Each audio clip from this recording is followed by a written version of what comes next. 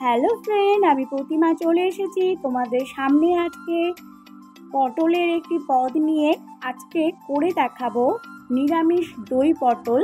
তো এর জন্য আমি এখানে 8-9খানা পটল নিয়েছি। পটলগুলোকে ভালো করে খোসা ছাড়িয়ে ধুয়ে নিলাম। আর জলটা পুরোটা কিন্তু নিংড়ে নেব, কারণ তেলে ভাজার সময় পটলে ভীষণভাবে তেল ছিটোই। তেলের মধ্যে পটলগুলো দিয়ে একটু লবণ দিয়ে দিলাম, তাহলে তেলটা কম ছিটবে। এবার খুব সুন্দর করে সেগুলোকে নাড়াচাড়া করে কড়া করে ভেজে তুলব।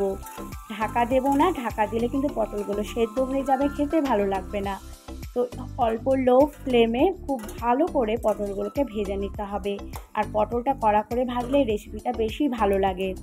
এবার আমি নিয়ে নিলাম একটি বাটির মধ্যে 2 টেবিল চামচ পরিমাণ দই। দইটা ভালো করে ফেটিয়ে নিলাম।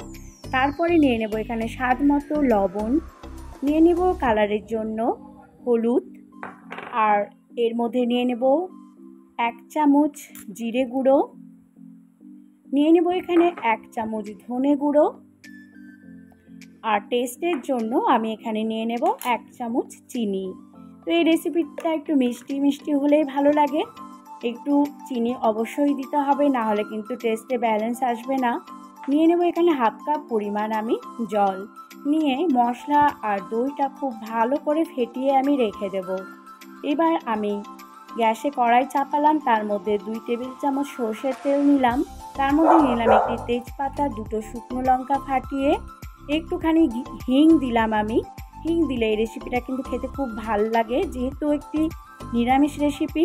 নিয়ে নিলাম গোটা গরম মশলা, এলাচ, দারচিনি, লবঙ্গ, শুকনো জিরে 1/2 চামচ পরিমাণ নিয়ে এবার শুকনো ফোড়নটা খুব ভালো করে একটু লাল করে আমি ভেজে নেব।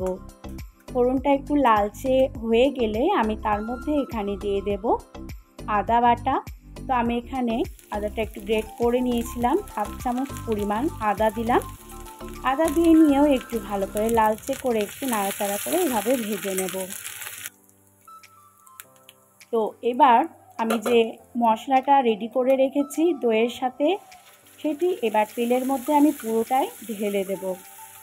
মশলা দিয়ে খুব ভালো করে কিন্তু নাড়াচাড়া করে মশলাটাকে কয়েক মিনিট ভালো করে কষিয়ে নিতে হবে।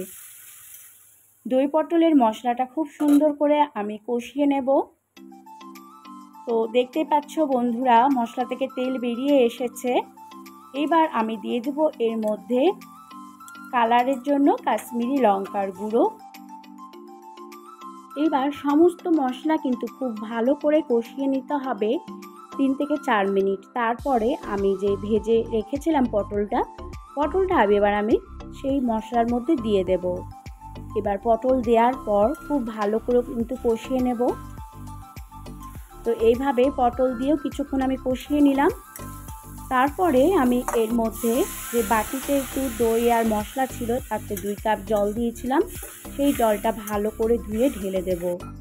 তো এবার একটু আমি ঢাকা দিয়ে দেব। 2-3 মিনিট একটু ঢাকা দিয়ে রাখলে পটলটা ভালো করে সেদ্ধ হবে আর মশলাগুলো খুব ভালো করে ঢুকে যাবে। তো আমি ঢাকা তুললাম। তারপরে দেখতেই পাচ্ছ আমার এখন একটু গ্রেভি আছে। তার মধ্যে আমি দিয়ে দেব ওপর থেকে ধনে পাতা কুচি। তো উপর থেকে আমি একটু ধনে পাতা কুচি দিয়ে দিলাম। তারপরে কয়েকখানা লঙ্কা আমি চিড়ে রেখেছিলাম, সেটিও দিয়ে দিলাম উপর থেকে 1 চামচের মতো কাস্তুরি মেথি। এবার আমি একটুখানি গরম মশলার গুঁড়ো দেব, 1/2 চামচ পরিমাণ গরম মশলার গুঁড়ো দিলাম। আর দিয়ে দেবো এখানে 1 চামচ ঘি। ব্যাস, রান্নাটা আমার কমপ্লিট। এইবার গ্যাসটাকে আমি বন্ধ করে দেব আর একটুখানি কয়েক মিনিট ঢাকা দিয়ে রাখবো, কারণ ঘি গরম মশলাগুলো যেন খুব ভালো করে মিশে যায়। তো এইভাবে তৈরি করে নিতে পারো তোমরা দই পটল, ভীষণ সুন্দর লাগে নিরামিষ দিনে। আজকে মঙ্গলবার, তাই আমি ভাবলাম আমার বন্ধুদের জন্য একটা নিরামিষ পদ করি। আর বেশিরভাগ দিনই কিন্তু শনিবার মঙ্গলবার অনেকেই বাড়িতে নিরামিষ হয়। যদি নিরামিষ এই পদ তোমাদের ভালো লেগে থাকে, অবশ্যই লাইক, কমেন্ট, শেয়ার করতে ভুলবে না। আর সাবস্ক্রাইব করার অনুরোধ রইল।